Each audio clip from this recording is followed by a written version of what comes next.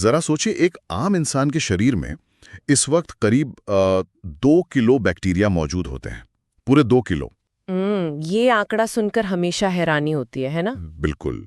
मतलब ये सूक्ष्म जीव हमें नंगी आंखों से दिखाई भी नहीं देते, लेकिन विज्ञान बता रहा है कि हमारे पेट की चर्बी और हमारे वजन पर जिम के ट्रेडमिल या किसी सख्त डाइट प्लान से कहीं ज्यादा कंट्रोल इन जीवों का होता है। सही कहा। हम अक्सर मानते हैं कि वजन कम करना सिर्फ एक गणित है, बिल्कुल, जैसे कितनी कैलोरी खाई और कितनी जलाई। एकदम सही। लेकिन आज की हमारी इस गहन चर्चा या कहें डीप ड्राइव का आधार एक बेहद दिलचस्प रिसर्च डॉक्यूमेंट है।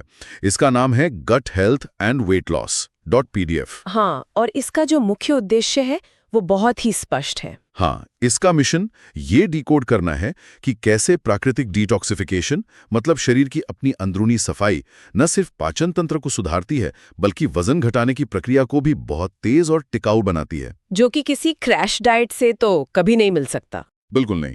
तो ठीक है, चलिए इसके हर पहलू को गहराई से समझते हैं और देखते हैं कि ये सब काम कैसे करता है। तो ये जो 2 किलो बैक्टीरिया वाली बात हमने की, असल में यही इस पूरे विषय की धुरी है। क्योंकि जब आमतौर पर डिटॉक्स शब्द का इस्तेमाल होता है तो सबसे पहले दिमाग में क्या आता है? शायद कोई अजीब सा हरा जूस या फिर कई दिनों तक भूखे रहना। हाँ, बिल्कुल वही। लेकिन ये जो डॉक्यूमेंट है ये एक बिल्कुल अलग प्राकृतिक गट डिटॉक्स की बात कर रहा है। ये किसी बाहरी हमले की तरह काम नहीं करता, बल्कि शरीर के साथ मिलकर काम करता है। अच्छा, तो ये प्राकृतिक तरीका किन चीजों पर आधारित है? ये मुख्य रूप से 4 बायोलॉजिकल पिलर्स पर टिका है। पहला है पाचन तंत्र की कार्यक्षमता को बढ़ाना, ताकि शरीर बिना अटके कचरा बाहर निकाल सके और जरूरी पोषक तत्व सोख सके। समझ गया। दूसरा पिलर है माइक्रोबायोम, यानी इन्हीं बैक्टीरिया के इकोसिस्टम को संतुलित करना। तीसरा है मेटाबॉलिज्म को तेज करना, जिससे फैट बर्न होता है। और चौथा सबसे अहम हिस्सा है ब्लोटिंग या सूजन को जड़ से खत्म करना। ये चारों पिलर सुनने में तो बहुत शानदार लगते हैं, लेकिन अगर हम इसके अंदरूनी मैकेनिज्म की बात करें तो ब्लोटिंग को लेकर एक बहुत बड़ी गलतफहमी है लोगों में। हाँ, बहुत बड़ी गलतफहमी है। मतलब आमतौर पर ब्लोटिंग को सिर्फ गैस या पेट फूलने के एक अस्थायी एहसास के तौर पर देखा जाता है, जैसे भारी खाना खा लिया और पेट तन गया। तो इसे ऐसे समझिए जैसे गट एक कार का इंजन है। अगर इंजन में ही कचरा फंसा हो तो चाहे आप कितना भी अच्छा ईंधन डालें, कार सही माइलेज नहीं देगी, यानी वजन कम नहीं होगा। बिल्कुल सटीक उदाहरण है ये। तो मेरा सवाल ये है कि क्या ब्लोटिंग का कम होना सिर्फ एक शारीरिक एहसास है, या इसके पीछे कोशिकीय स्तर पर, मेरा मतलब है सेलुलर लेवल पर, कोई गहरी एंटी इन्फ्लेमेटरी जंग चल रही है? यहाँ सबसे हैरान करने वाली बात यही है, ब्लोटिंग सिर्फ एक डकार या गैस पास करने तक सीमित कोई समस्या नहीं है।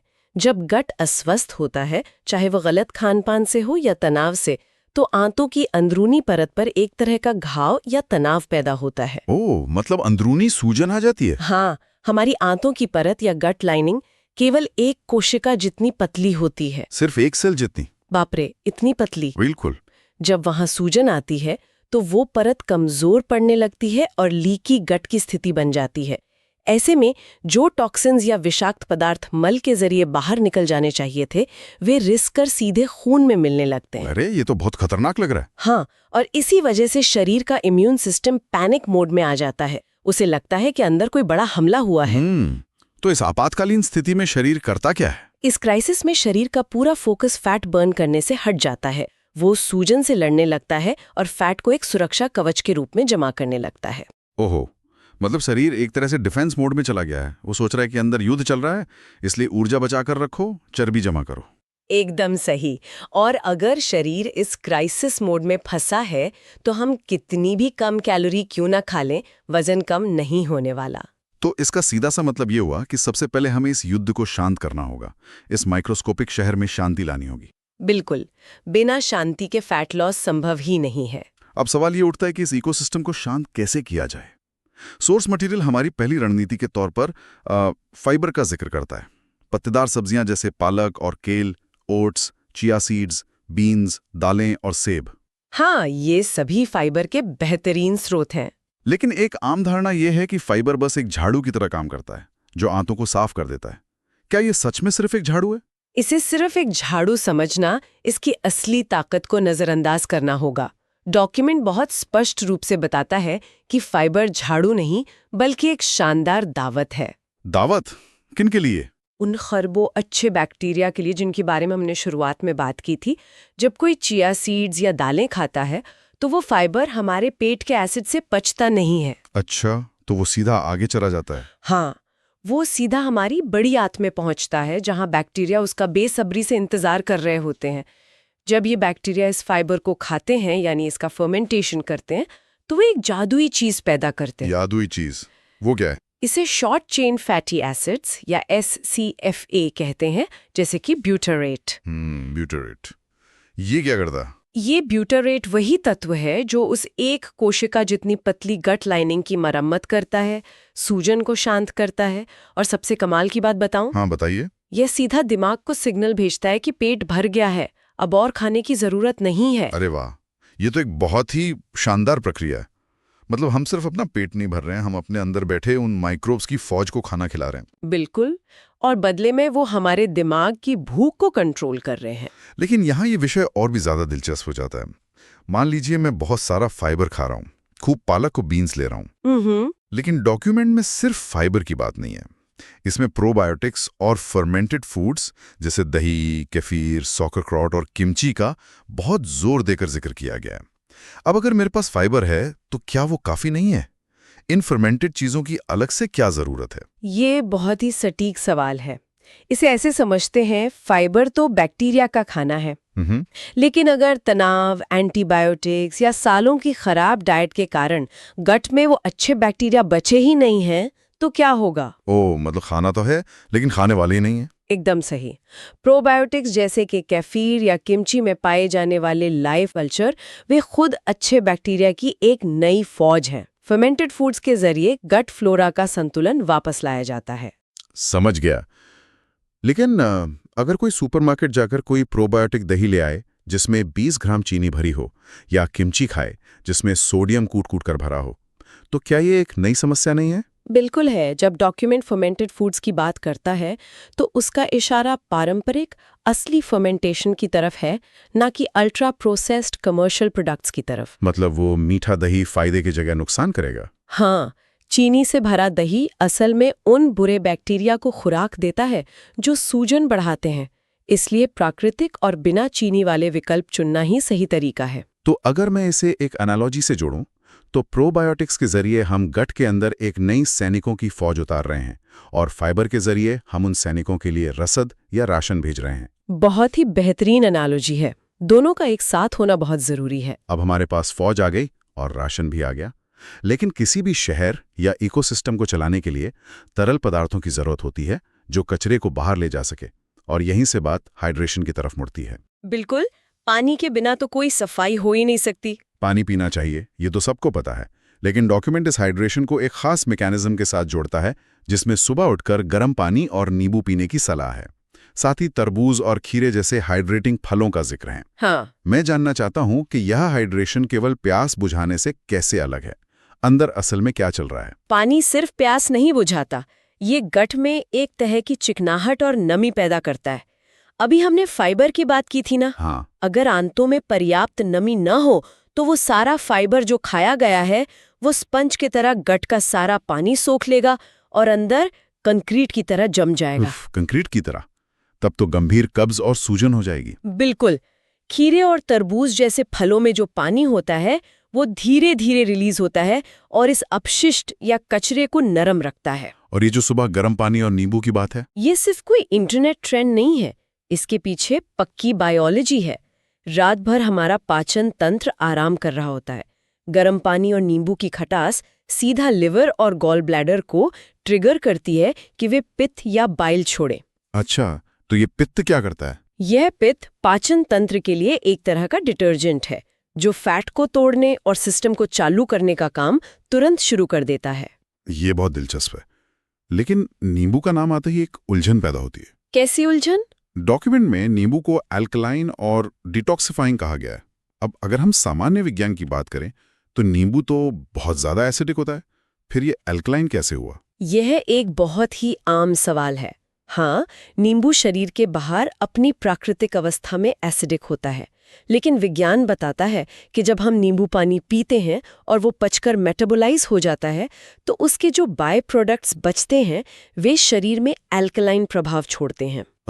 इसका मतलब ये खून का पीएच नहीं बदल रहा? नहीं, हमारा शरीर अपना पीएच खुद बहुत सख्ती से कंट्रोल करता है, लेकिन नींबू के मेटाबोलाइट्स लिवर के डिटॉक्सिफिकेशन प्रोसेस को सपोर्ट करते हैं। जब लिवर पर से एसिडिक कचरे का बोझ कम होता है तो पूरा सिस्टम ज्यादा शांत और एल्कलाइन महसूस करता है। अगर हम इसे व्यापक नजरिए से देखें तो नींबू सिर्फ विटामिन सी नहीं दे रहा, बल्कि लिवर के लिए एक स्विच की तरह काम कर रहा है। एकदम सही। और लिवर की बात निकली है तो इसमें कुछ ऐसे एंटी इन्फ्लेमेटरी पावर हाउस का भी जिक्र है जो हमारी रसोई में ही मिल जाते हैं, जैसे कि अदरक और हल्दी। हल्दी के बारे में खास तौर पर लिखा है कि ये लिवर के काम में मदद करती है। क्या हम इन मसालों को सिर्फ स्वाद के लिए अंडर एस्टिमेट कर रहे हैं? बहुत ज्यादा अंडर एस्टिमेट कर रहे हैं। अदरक और हल्दी सिर्फ मसाले नहीं है, ये शक्तिशाली बायोलॉजिकल टूल्स हैं। अदरक गट की मांसपेशियों में होने वाली ऐंठन या मरोड़ को सीधे तौर पर शांत करता है। मतलब ये गट को रिलैक्स करता है। हाँ, और हल्दी तो एक अलग ही स्तर पर काम करती है। इसमें कर्क्यूमिन नाम का एक्टिव कंपाउंड होता है। कर्क्यूमिन। लिवर हमारे शरीर का मुख्य कचरा प्रबंधन केंद्र है। कर्क्यूमिन इस लिवर की सूजन को कम करता है और इसके काम करने की क्षमता को बढ़ाता है। जब लिवर सही से काम करता है तो फैट मेटाबॉलिज्म बहुत तेज हो जाता है। ये तो एक बहुत ही खूबसूरत कड़ी जुड़ रही है। फाइबर और प्रोबायोटिक से फौज तैयार की, पानी से कचरे का रास्ता बनाया और हल्दी अदरक से सूजन को शांत किया। बिल्कुल, ये पूरा एक इकोसिस्टम है जो हीलिंग प्रोसेस को सपोर्ट करता है। लेकिन कहानी का एक डार्क साइड भी है। वजन कम करने की हताशा में अक्सर ऐसी चीजें कर ली जाती हैं जो सिस्टम को तहस नहस कर देती हैं। सोर्स मटेरियल में कठोर केमिकल क्लेंजर और अत्यधिक उपवास से बचने की सख्त चेतावनी दी गई है। हाँ, ये बहुत जरूरी चेतावनी है। इसके बजाय ये छोटे मील खाने और वॉकिंग या योग जैसे हल्के व्यायाम की वकालत करता है। तो आखिर इस सब का क्या मतलब है? एक तरफ सिस्टम को आराम देने की बात है और दूसरी तरफ अत्यधिक उपवास को गलत बताया जा रहा है। ऐसा क्यों? क्योंकि अत्यधिक उपवास या केमिकल क्लींस एक तरह का शॉक ट्रीटमेंट है। जब वजन कम करने के लिए लोग कई दिन सिर्फ पानी पर रहते हैं या केमिकल ड्रिंक्स पीते हैं तो वे असल में उस माइक्रोस्कोपिक शहर पर बम गिरा रहे होते हैं। बाप रे, बम गिरा रहे होते हैं। हाँ, खाना ना मिलने से वो अच्छे बैक्टीरिया भूखे मरने लगते हैं और केमिकल्स पूरे गट फ्लोरा को धो डालते हैं। इससे गट लाइनिंग कमजोर होती है और मेटाबॉलिज्म धीमा पड़ जाता है क्योंकि शरीर को लगता है कि अकाल पड़ गया है। मतलब ये शॉर्टकट्स गट हेल्थ को भारी नुकसान पहुंचाते हैं। बिल्कुल। इसके विपरीत छोटे मील खाने से गट को बिना ओवरलोड हुए लगातार ऊर्जा मिलती रहती है। और ये जो हल्के व्यायाम की बात है, जैसे वॉकिंग या योग, अक्सर लोग सोचते हैं कि अगर पसीना नहीं बहाया तो एक्सरसाइज का क्या फायदा? इस गट हेल्थ के नजरिए से इस हल्की फुल्की वॉक की क्या अहमियत है? इसकी अहमियत कैलोरी जलाने से कहीं ज्यादा है। यहाँ पेरिस्टॉल्सिस नाम की एक बायोलॉजिकल प्रक्रिया काम करती है। इसे ऐसे समझिए जैसे टूथपेस्ट की ट्यूब को नीचे से दबाकर पेस्ट को ऊपर धकेलना। आंतें भी ऐसे ही काम करती हैं। हाँ, हमारी आंतें भी इसी तरह एक लहरदार गति से खाने और कचरे को आगे बढ़ाती हैं। जब हम लगातार बैठे रहते हैं तो ये गति सुस्त पड़ जाती है। हल्का व्यायाम शारीरिक रूप से इन आंतों की मालिश करता है। अरे वाह, अंदरूनी मालिश? बिल्कुल। तो ये वॉक सिर्फ पैरों की कसरत नहीं है, ये असल में आंतों को जागने और अपना काम करने का सिग्नल दे रही है। ये पूरी चर्चा वाकई आंखें खुलने वाली रही है। अगर मैं इस पूरी बातचीत के मुख्य टेकअवे को समेटना चाहूं तो ये साफ है कि हमारा गट कोई डस्टबिन नहीं है जिसमें हम बस कैलोरी डालते रहे। बिल्कुल नहीं। हमें संपूर्ण प्राकृतिक भोजन खाना है ताकि बैक्टीरिया को फाइबर मिले, हाइड्रेटेड रहना है, सुबह गर्म नींबू पानी लेना है और रोजाना थोड़ी बहुत शारीरिक गतिविधि करनी है। एकदम सही। प्राकृतिक दृष्टिकोण हमेशा शरीर की अपनी हीलिंग क्षमता को प्राथमिकता देता है। जब हम इस माइक्रोबायोम का ध्यान रखते हैं तो अतिरिक्त वजन का कम होना कोई संघर्ष नहीं रह जाता, बल्कि एक स्वस्थ शरीर का स्वाभाविक बाय प्रोडक्ट बन जाता है। शरीर खुद ही अपना सबसे बड़ा हीलर है। लेकिन जाने से पहले मैं एक ऐसा सवाल छोड़ना चाहता हूं जिस पर सुनने वालों को बाद में खुद विचार करना चाहिए। वो क्या है? आज हमने देखा कि कैसे हल्दी जैसे एंटी इन्फ्लेमेटरी पावर हाउस न सिर्फ गट को बल्कि लिवर के फंक्शन को भी सपोर्ट करते हैं। इससे एक बहुत ही महत्वपूर्ण सवाल खड़ा होता है। बिल्कुल। अगर गट की सेहत और लिवर की कार्यप्रणाली इस तरह आपस में गुंथी हुई है, तो क्या वजन कम करना सिर्फ पेट की चर्बी तक सीमित है? या ये पूरे शरीर के अंगों के बीच हो रही एक ऐसी जटिल रासायनिक बातचीत है, एक केमिकल कॉन्वर्सेशन है, जिसे हम अभी भी पूरी तरह समझना शुरू ही कर रहे हैं? ये सोचने पर मजबूर करने वाला सवाल है। सच में। शायद अगली बार जब हम वजन कम करने का सोचें, तो हमें सिर्फ तराजू के कांटे की तरफ नहीं, बल्कि अपने अंदर चल रही इस अद्भुत बातचीत की तरफ देखने की जरूरत है। इसी विचार के साथ आज की इस गहन चर्चा को यहीं समाप्त करते हैं।